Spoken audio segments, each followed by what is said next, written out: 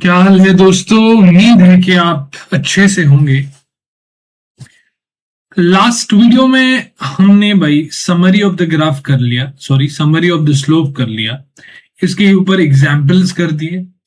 Positive, negative, zero और infinite slope कब होता है, और 6 ग्राफ्स फिर से मैं आपको कह रहा हूं, ये आपको याद करने होंगे, टिप ऑफ द टंग पे होने चाहिए भाई। अब हम आते हैं एरिया अंडर द कर्व पे, जिसे एरिया अंडर द कर्व कहो या एरिया अंडर द ग्राफ कहो, एक ही बात है।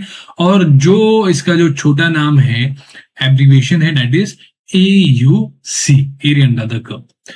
माय डियर फ्रेंड्स, अगर आपको याद हो, जब हम इंट्रोडक्शन टू द ग्राफ्स पढ़ रहे थे, तो मैंने आपको बताया कि ग्राफ को एनालाइज करने के लिए मतलब ग्राफ से इंफॉर्मेशन निकालने के लिए हमारे पास दो टूल्स है, दो हथियार है। एक है स्लोप ऑफ द ग्राफ और दूसरा है area under the graph. Slope of the graph हमें क्या देता है? Rate of change of y with respect to x।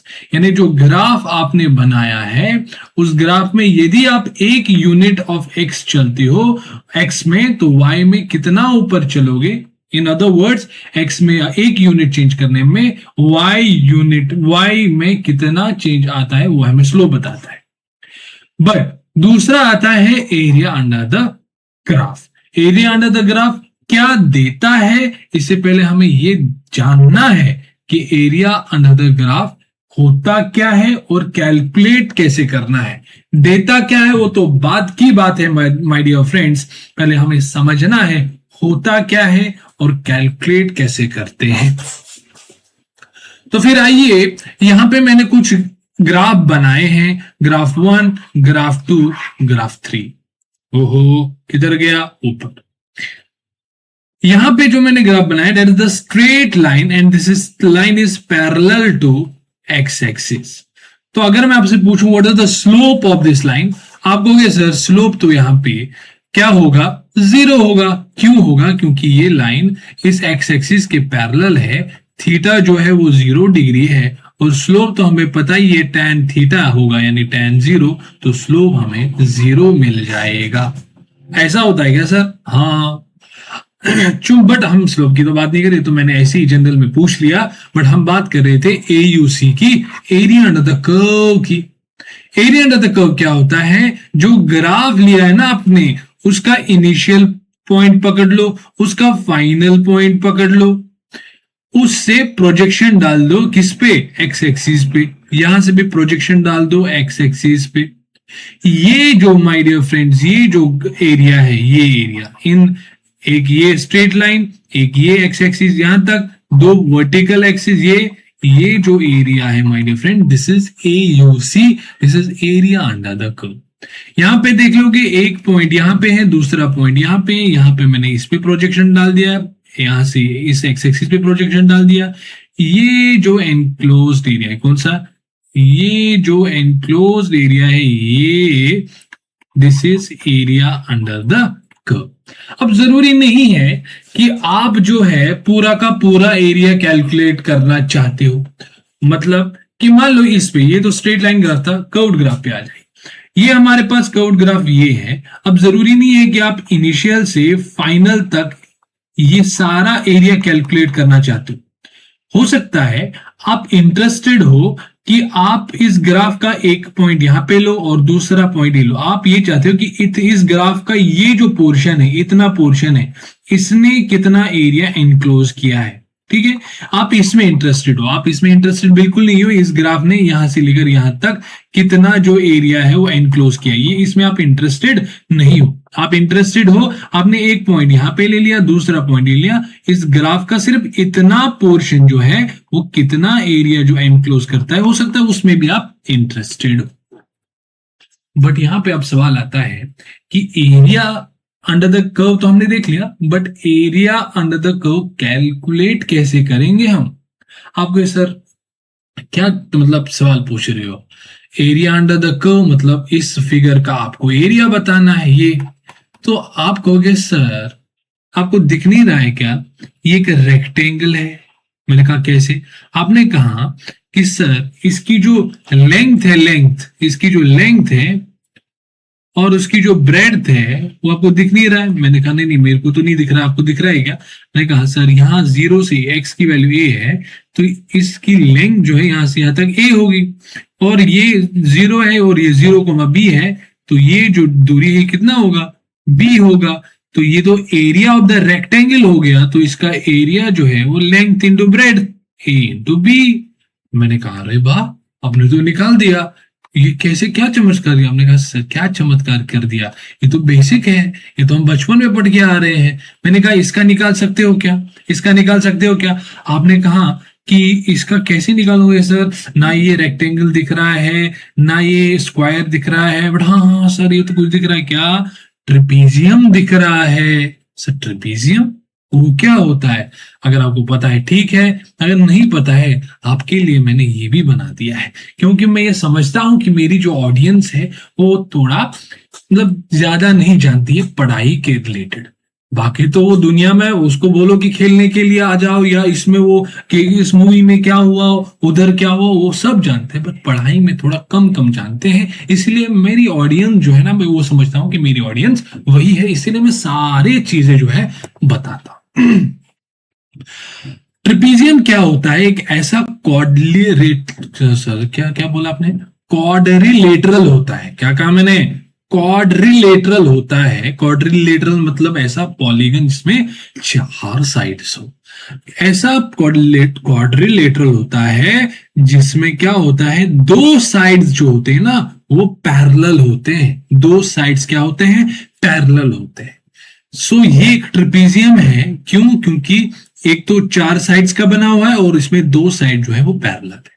क्या ये ट्रिपीजियम है? आपको के साथ देखता हूं, 4 साइड से बना है। हाँ, अब कोई 2 साइड्स पैरेलल है क्या आपस में? आपने कहा क्या बात कर रहे हो सर, ये 2 साइड्स पैरेलल। ये जो एरो बना रहा हूं ना, इसका मतलब ये है, ये पैरेलल दिखाने का एक नोटेशन है। क्या ये एक ट्रिपीजियम है? आपने कहा सर 4 साइड्स का तो बना है, और हमें ये देखना है कोई 2 साइड्स पैरेलल है क्या। इसको नजर डाला, इसको नजर डाला, नहीं ये पैरेलल नहीं है, बट इन दोनों को नजर डाला तो ये पैरेलल है। सर हाँ ये भी ट्रिपीजियम है। ये ट्रिपीजियम है क्या? इसको नजर डाला और इसको नजर, समझा कि नहीं नहीं ये पैरेलल तो नहीं है, पर इन दोनों को जब आपने नजर डाली तो आपको दिखा कि हाँ सर ये भी ट्रिपीजियम। और अगर आपको ट्रिपीजियम समझ में आया तो आपको ये भी याद रहना चाहिए कि area of a trapezium, area of trapezium, अब मैं ट्रिपीजियम को TREP डॉट शॉर्ट में लिख लेता हूं, दैट इज हाफ ऑफ, या ऐसे फुली लिख लेता हूं, दैट इज हाफ ऑफ क्या, sum of parallel sides, sum of parallel sides, sum of parallel sides, फिर इनटू हाइट। ये याद रखना, ये फॉर्मूला इनटू हाइट। समझाता हूं। लेट सपोज मैं ये मान लेता हूं कि इसकी जो लेंथ है, इसकी जो लेंथ है वो a है, मतलब इस साइड की जो लेंथ है वो a है, इस साइड की जो लेंथ है वो b है, और दूसरे कलर से इस तरह बनाता हूं कि यहां से लेकर यहां तक ये जो परपेंडिकुलर हाइट है वो c है। ये कितना है? ये a है, और इसकी लेंथ b है, और ये परपेंडिकुलर हाइट कितना है? c है। तो इसका एरिया माय डियर फ्रेंड निकाल सकते हो। आप कहोगे मान लो मैं इसको A1 कह लेता हूं, तो इसका area half sum of parallel sides, parallel side कौन है? ये और ये, इनका सम यानी इसका सम, इस साइड का सम यानी a प्लस इस साइड का लेंथ यानी b, तो a plus b sum of parallel sides आ गया। इनटू हाइट करना है। सर हाइट क्या होता है? हाइट होता है पैरेलल साइड के जो बीच में जो परपेंडिकुलर डिस्टेंस होती है उसी को हम हाइट कहते हैं। हाइट गिवन है दैट इज c। हाँ ऐसा होता है क्या सर? मैंने कहा हाँ। अब मैं अगर आपसे कहूं कि माय डियर फ्रेंड्स कि यहाँ पे जो ये इस साइड की जो लेंथ है और इस साइड की जो लेंथ है वो गिवन है, और ये भी हाइट गिवन है, इन दोनों के बीच में जो परपेंडिकुलर डिस्टेंस है वो c है। तो आप कहोगे ये a है ये b है, तो क्या आप इसका एरिया निकाल सकते हैं?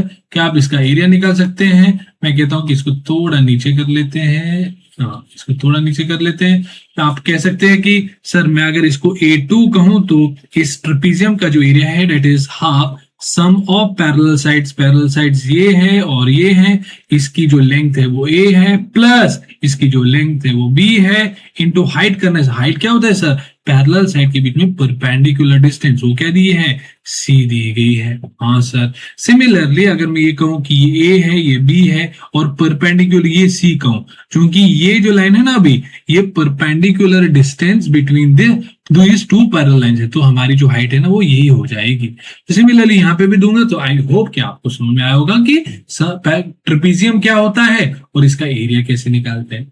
मैंने कहा ये क्या दिख रहा है आपको भाई, ये आप यहां से प्रोजेक्शन डालोगे इस पे, ये जितना जो एरिया है ये क्या आपको दिख रहा है, ये एक ट्रेपेजियम है। कैसे, ये दोनों लाइंस जो है वो पैरेलल है। हाँ सर, 4 साइड्स का बना है, 2 साइड्स पैरेलल है, ये तो आपने कहा ये ट्रेपेजियम है, तो इसका एरिया तो मैं खटैक से निकालूंगा। मैंने कहा कैसे सर, इसका एरिया जो है उसको हम कहेंगे half into sum of parallel sides into sum of parallel. इसकी हाइट कितनी हुई, अगर ये है तो इसकी हाइट ए होगी, प्लस इसकी जो हाइट कितनी हो गई, अगर यहाँ पे कोऑर्डिनेट सी है तो आप होगे सर सी, इसकी हाइट होगी, इंटू क्या करना है, height is the length perpendicular distance between the two parallel line.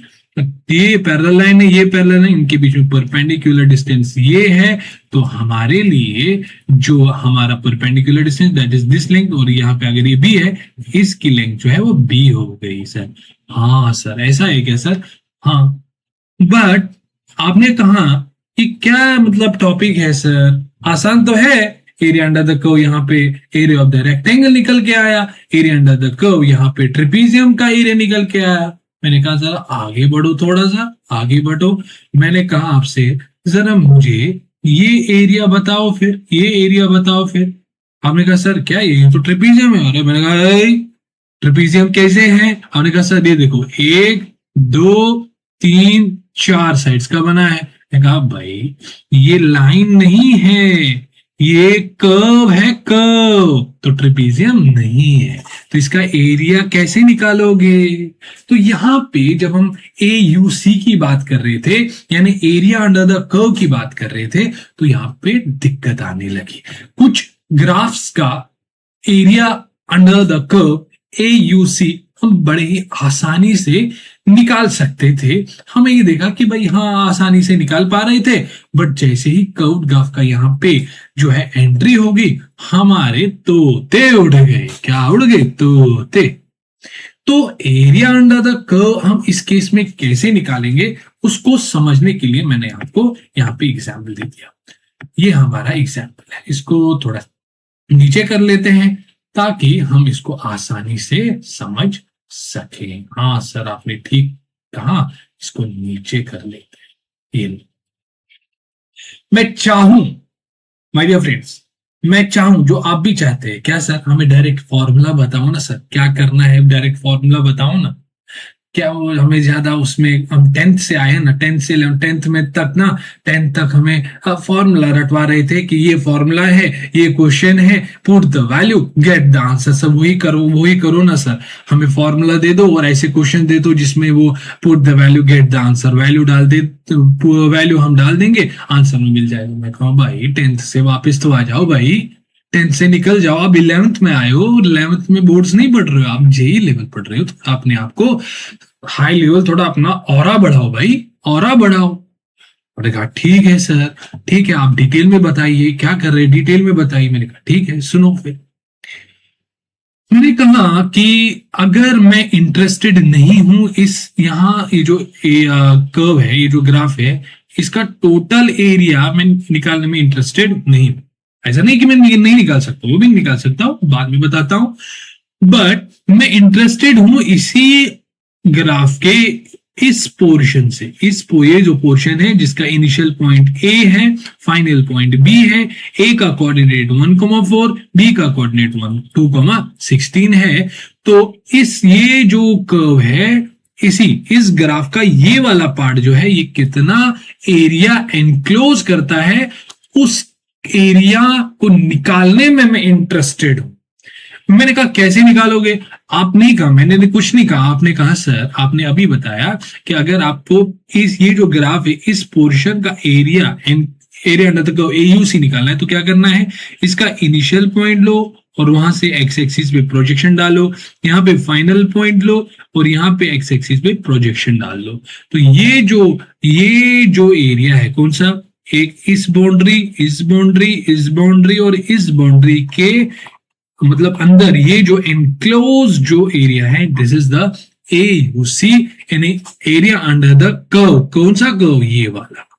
हाँ, मसला है कि निकालोगे कैसे भाई, निकालोगे कैसे? ना ही कोई ये स्क्वायर है, ना कोई रेक्टेंगल है, ना कोई ट्रेपीजियम है, ना कोई मतलब कोई पेंटागन है, ना हेक्सागन है, कोई क्वाड्रिलेटरल तो है नहीं, कोई ट्रायंगल तो है नहीं।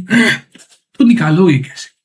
तो सर आइजैक न्यूटन यहाँ पे जिस तरह आप परेशान हुए, इसी तरह सर आइजैक न्यूटन जो है वो भी परेशान। तो उन्होंने दिमाग लगाया, उन्होंने कहा कि हाँ, इसका एरिया जो है, ये वाला जो एरिया है, ये मैं डायरेक्टली तो नहीं निकाल सकता। आपकी बात सही है, हमारी बात भी सही थी।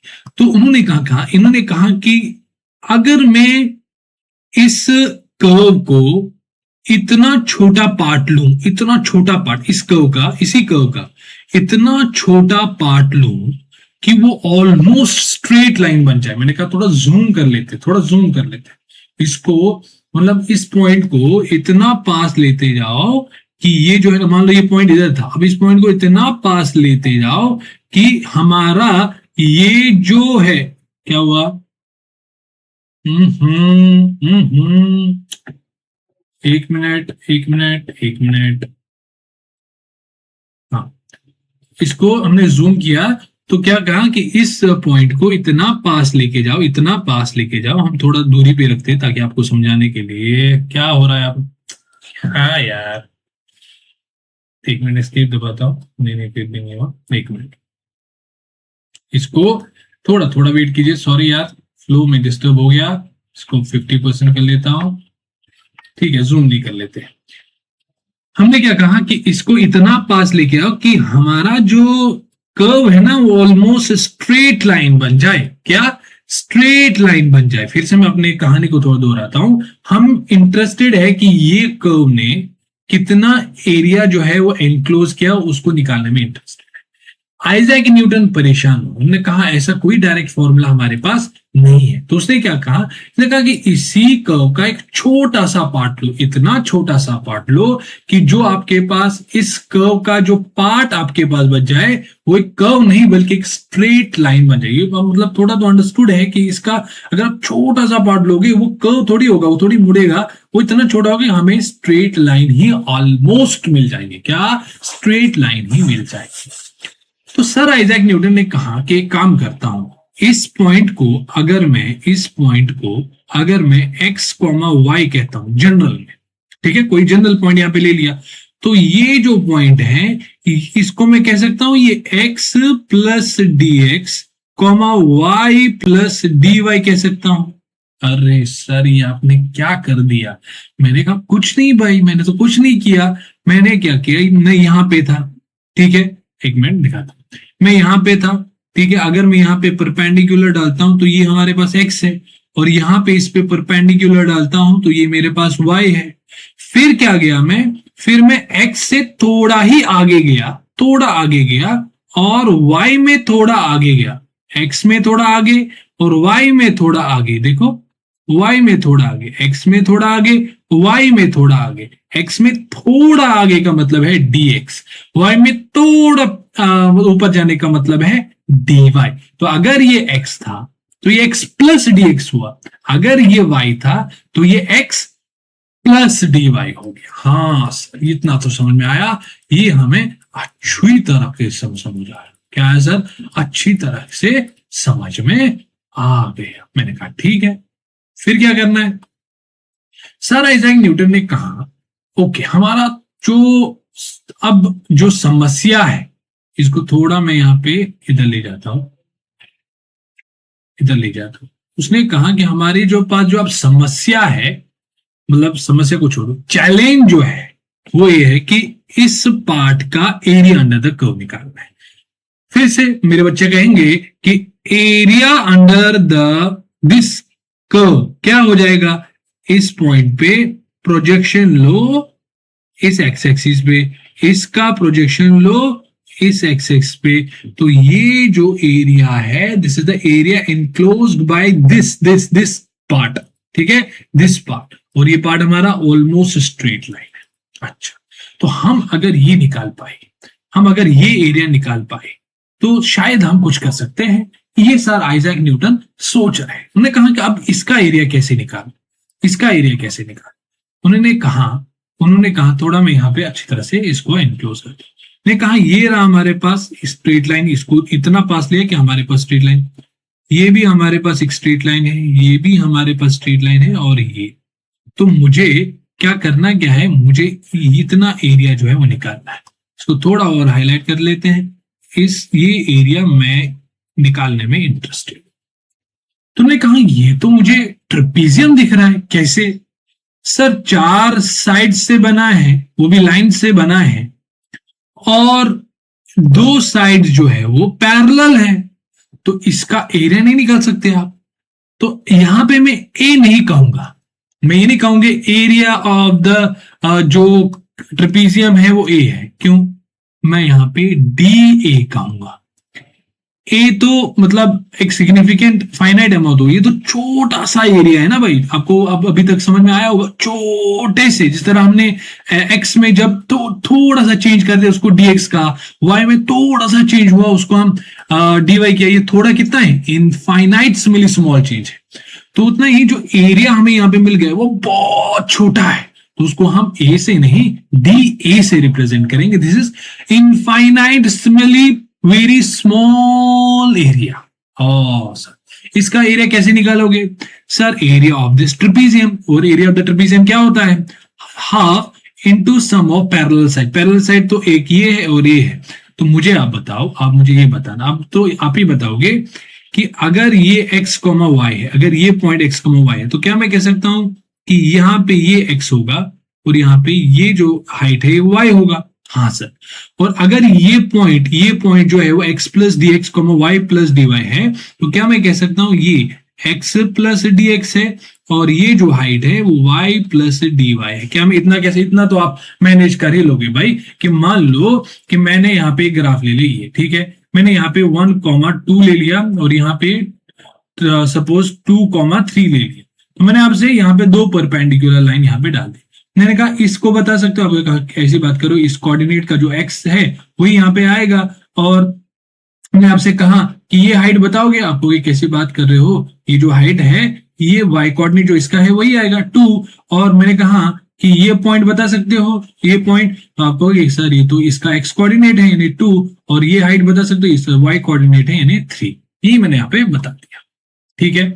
अच्छा, अब क्या है, अब एरिया ऑफ द ट्रेपीजियम याद ही है कि भूल गए भाई? नहीं सर याद ही है, इतने जल्दी भूल तो जाते हैं बट इतने जल्दी नहीं।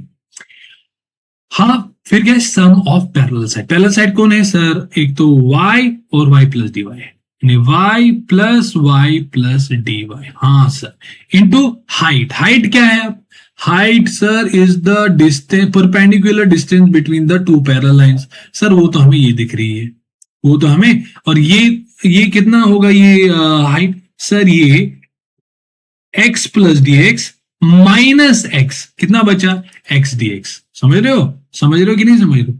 x प्लस डी एक्स में यानी इतने, सर ये बड़ा ही बन गया, यानी इसको फिर से दिखाता हूं, x प्लस डी एक्स में इतने में से x माइनस करोगे तो इतना ही बचेगा ना भाई? हाँ सर। तो सर हमारा यहाँ पे dx इसकी हाइट। मैंने कहा और थोड़ा इसको संभाल लेते हैं, डी ए जो है वो half into Y plus Y 2y plus D Y आ गया, इंटू आ गया सर हाइट dx। अच्छा, मैंने कहा और संभाल लेते हैं, डी ए जो है हाफ को अंदर मल्टीप्लाई करो। जैसे आप हाफ को अंदर मल्टीप्लाई करोगे, इसके साथ जब मल्टीप्लाई होगा 2 कट जाएगा, तो ये y बच जाएगा, प्लस जैसे ही आप हाफ को dy से मल्टीप्लाई करोगे तो ये dy डिवाइडेड बाई 2 बन जाएगा, और हमारा dx तो था ही।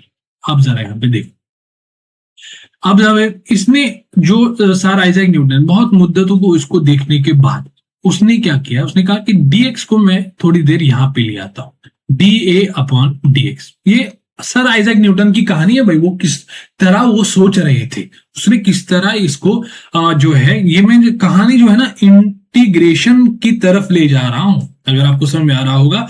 इंटीग्रेशन, जिस तरह मैंने लास्ट वीडियो में जब हम स्लोप डिस्कस कर रहे थे तो वहां पे मैंने आपको बताया कि डिफरेंशिएशन का जो प्रोसेस है वो कैसे उन लोगों ने सोचा होगा, वो मैंने आपको बताया था। अब मैं इंटीग्रेशन उन्होंने कैसा सोचा होगा वो मैं भी आपको बता रहा हूं।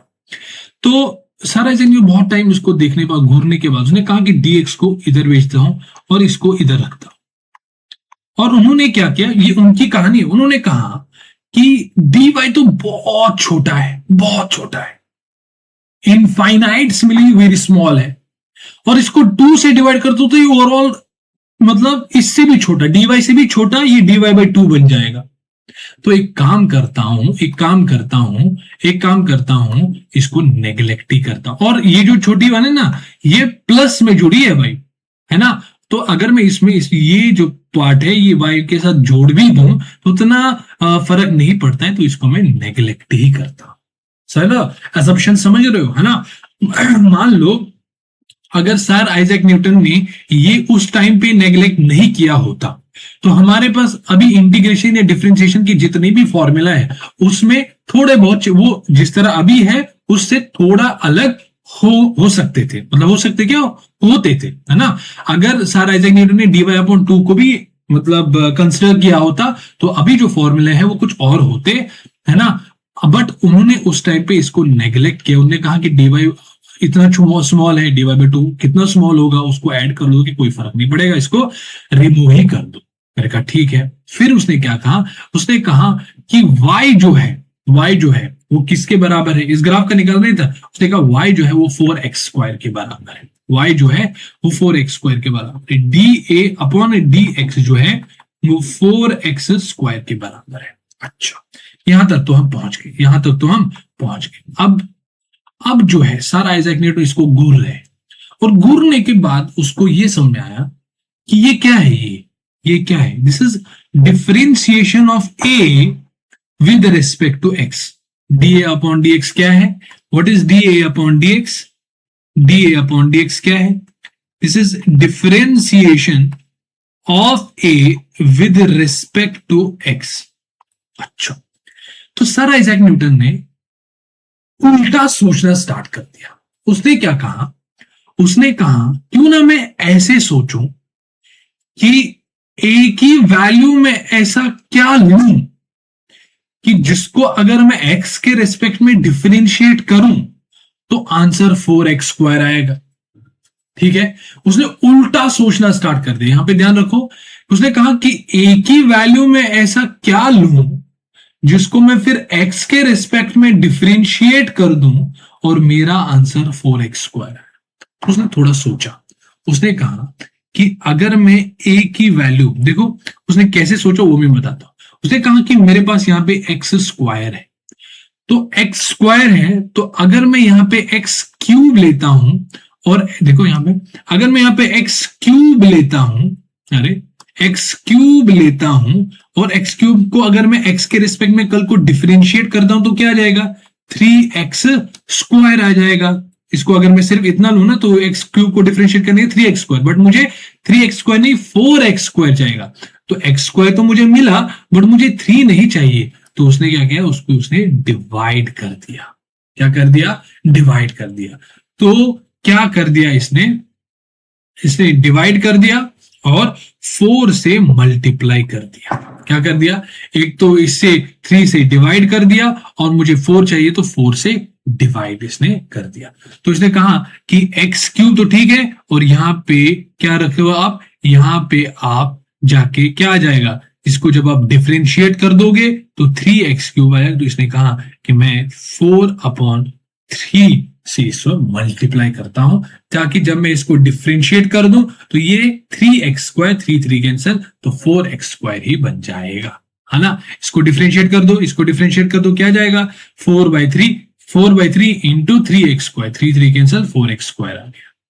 तो इसने कहा कि मतलब मेरा जो एरिया है, मतलब इसने कहा कि इसको, है ना, इसको एनालाइज करने के बाद इसको, तो एरिया जो मेरे को निकला वो 4/3 इंटू एक्स क्यूब है, एक्स क्यूब है। तो इसने यहाँ पे ए देखा, फिर क्या किया इसने, अब उसने कमाल दिखा, अब उसने कहा कि मुझे ना area as a function of x तो मिल गया, area as a function of, अब मैं क्या करूंगा, एक्स की वैल्यू उसमें पुट करते जाऊंगा तो मुझे एरिया अंडर द कर्व मिल जाएगा। कैसे, उसने कहा कि इसकी वैल्यू क्या है, इसका एक्स कोऑर्डिनेट 1, इसकी वैल्यू क्या है, इसका एक्स कोऑर्डिनेट यानी 2, यानी यहाँ पे x इज इक्वल टू 1 है और यहाँ पे x इज इक्वल टू 2 है।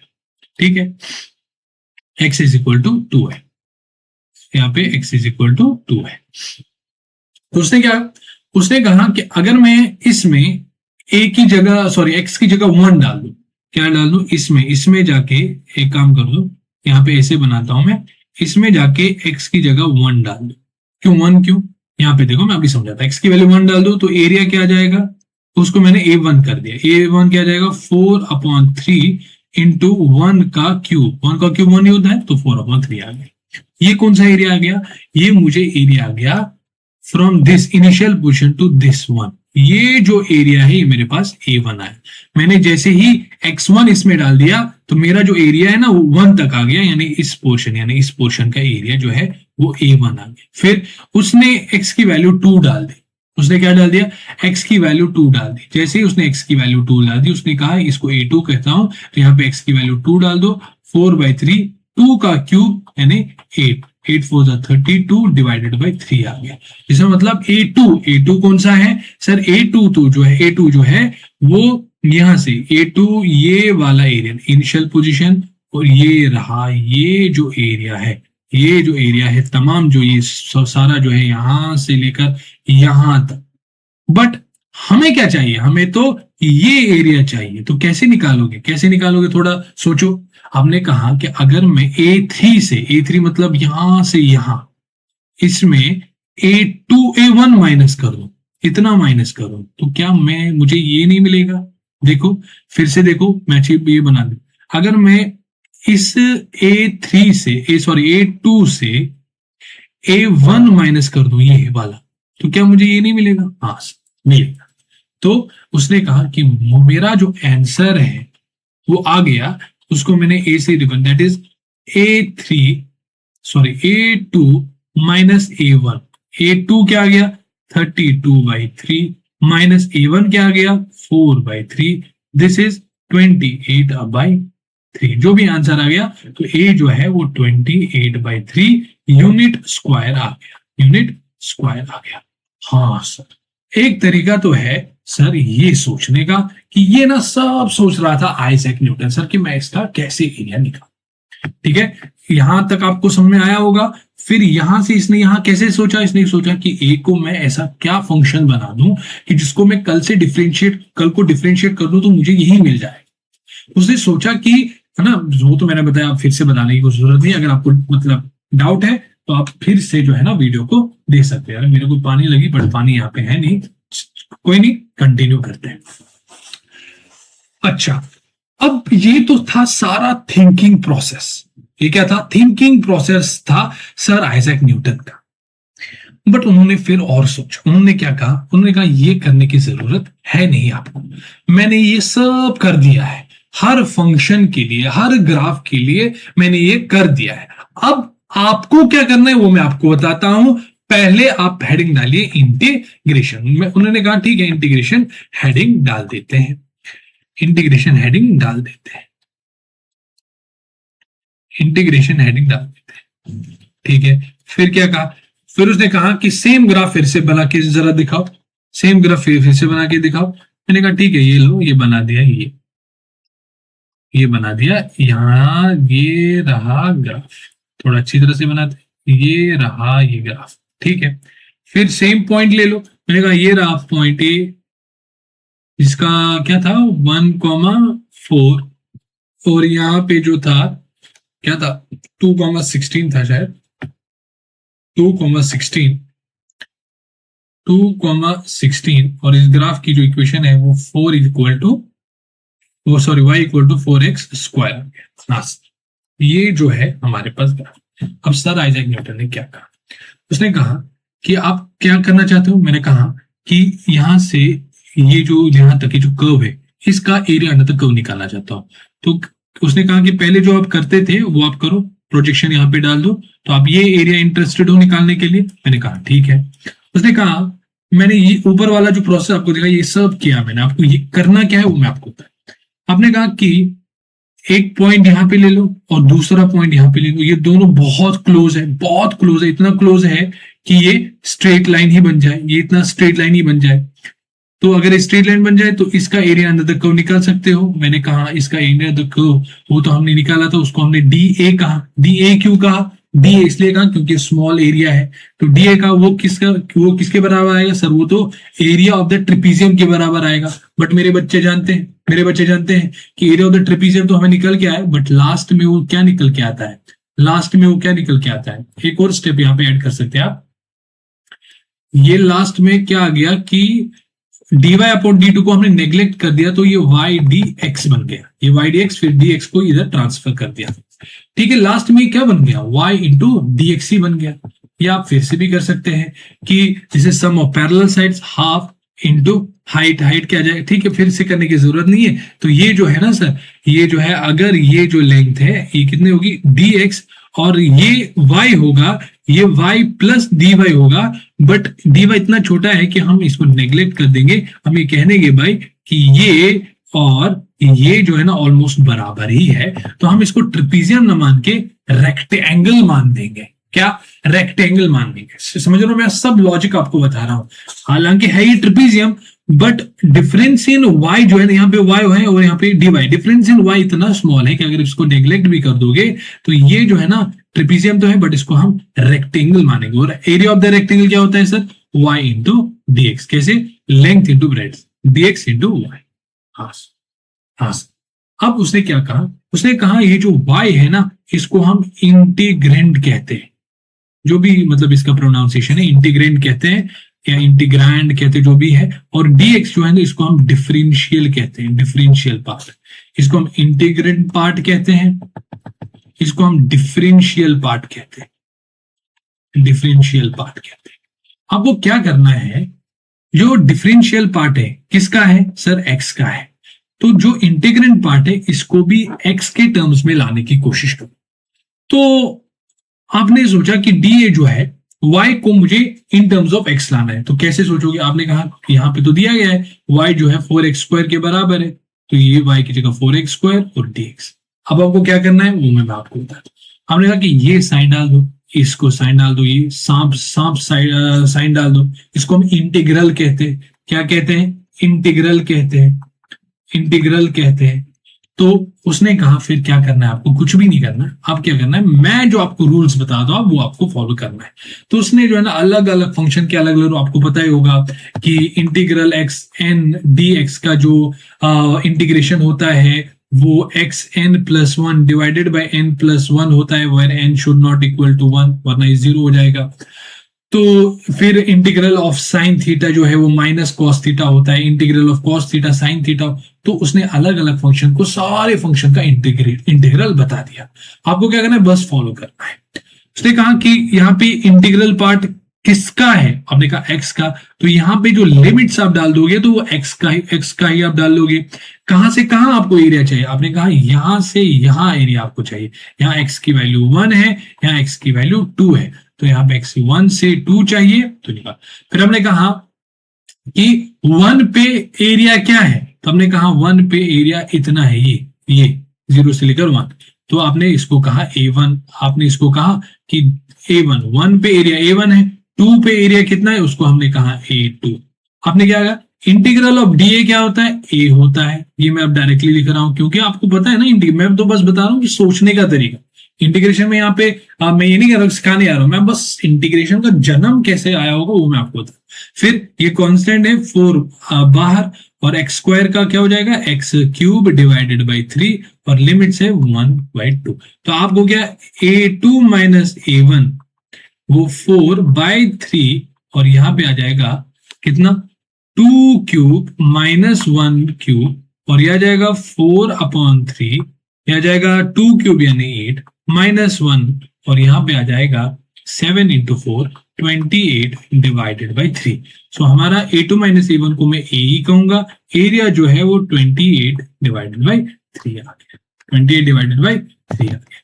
तो ये मैंने आपको सोचने का तरीका बताया कि इंटीग्रेशन का जन्म कैसे हुआ, इंटीग्रेशन का जन्म कैसे हुआ, ये मैंने आपको सोचने का तरीका बताया कि कैसे हम सोचते हैं। इस वीडियो को फिर से देख लेना, अगर आपको समझ में नहीं आएगा फिर से देख लेना आप। अब मैं आपको समरी बताता हूं कि याद रखना क्या है। मैं आपको समरी बताता हूं कि क्या याद रखना है।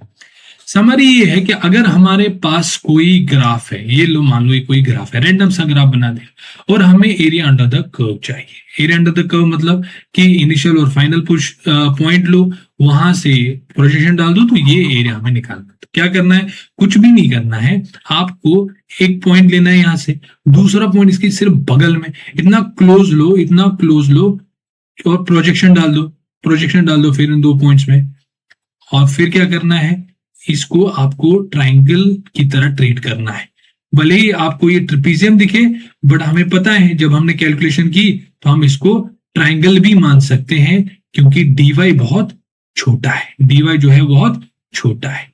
ठीक है, तो यहाँ पे थोड़ा फिगर जो है और इसका आपको एरिया निकालना है। तो अगर ये जो है ये कितना होगा, ये x होगा, ये x प्लस dx होगा, तो मन में कैलकुलेट करो, ये लिखने की जरूरत नहीं, ये कितना होगा dx होगा।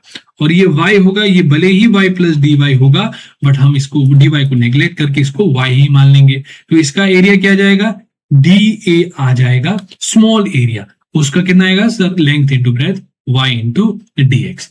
फिर क्या करना है, इसका y as a function of x दिया गया होगा। फिर क्या करना है, y की जगह क्यों कैसे क्यों करना है, ताकि हम इसको इंटीग्रेट करें, तो dA जो है वो निकल के इस तरह आएगा। फिर क्या करना है, बस कुछ भी नहीं करना है, इंटीग्रल कर देना है, कहां से कहां, लेट्स सपोज आप A से B निकालना चाहते हो, और यहां से आप A1 और A2, यहां से आप इस तरह भी निकाल सकते हो कि आप ये भी कह सकते हो, लो ये 0 है और ये A1 A है, आप इस तरह भी कह सकते हो, जैसे आपकी मर्जी। आप यहाँ पे A1 लिख लो, A2 लिख लो, यहाँ पे 0 या A लिख लो, क्योंकि अगर आप जब 0 लिख रहे हो तो आप इसी को रेफरेंस ले रहे हो, जैसे आपकी मर्जी। तो मोटा याद रखने वाली बात यह है कि एरिया अंडर द कर्व जो होता है वो इंटीग्रल y dx होता है ना। हाँ, इसको आप इस तरह भी लिख सकते हो, एक काम करता हूं मैं, एक काम करता हूं इस तरह, इसको आप इस तरह भी लिख सकते हो कि dA जो है वो y dx का इंटीग्रल है, ठीक है ना, y dx का इंटीग्रल, y की जगह फिर आपने f of x डाल दिया। फिर इसको अगर और सोल्व कर दोगे तो यहाँ पे A2 माइनस A1 आएगा, उसको मैं A कह लेता हूँ। समझ रहे हो बात को, मैं रटवा नहीं रहा वहां पे, मैं तो लॉजिक बोल, A2 माइनस A1 उसको मैंने A कहा, मतलब A2 माइनस A1 को मैं क्या K नहीं कह सकता हूँ, C नहीं कह सकता हूँ, अलग कांस्टेंट नाम दे दिया। इसी तरह मैंने A2 माइनस A1 को A कह दिया, तो ये integral f of x dx आ जाएगा। या इसको आप इस तरह भी, जैसे भी आप लिखने चाहो, y dx, या जो है y को फिर जब आप f ऑफ x में लाओगे तो ये आ जाएगा। तो ये आपको याद रखने वाली बात ये है कि हमारा जो है आंसर ये है, और कहां से कहां, A से B, कहां से कहां, A से B। ठीक है, this is the area under the curve. ठीक है, मैंने यहाँ आपको समझाने की कोशिश की, मैं आपको चाहूं तो मैं ऐसे ही रटवा सकता था, बट मैं नहीं चाहता कि रटवा दूं, ना ही मुझे मजा आएगा ना ही आपको मजा आएगा, क्योंकि आप अभी 10th से उभर के आए हो ना भाई। आपको अगर मैं डायरेक्टली बता देता तो आपके तोते उड़ जाते। आप किसी और जगह पढ़िए ना, आपको ऐसा लगेगा आपको समझ में आएगा, बट आपको अंदर ही अंदर फीलिंग आई हो इससे, इतने डाउट से मुझे समझ नहीं आया कि किधर से कहां बन गया। मैंने आपको पहले बताया कि भाई ये रेक्टेंगल नहीं है, ये रेक्टेंगल नहीं है, ये तो ट्रेपेजियम है, ट्रेपेजियम है, बट चूंकि dy बहुत स्मॉल है फिर जाके वो रेक्टेंगल बन गया। ये आपको कोई बताएगा नहीं, वो बताएगा नहीं नहीं ये तो रेक्टेंगल ही है। सर रेक्टेंगल नहीं है, ये तो ट्रेपेजियम था, ये तो हमने रेक्टेंगल बना दिया, कैसे, dy को नेग्लेक्ट करके। तो ये अंत में तो याद वो यही रखना है, बट समझ के याद रखना है, ज्यादा बातें नहीं करेंगे। मिलते हैं नेक्स्ट वीडियो में, तब तक के लिए ध्यान रखिए, ख्याल रखिए, स्वस्थ रहिए, धन्यवाद।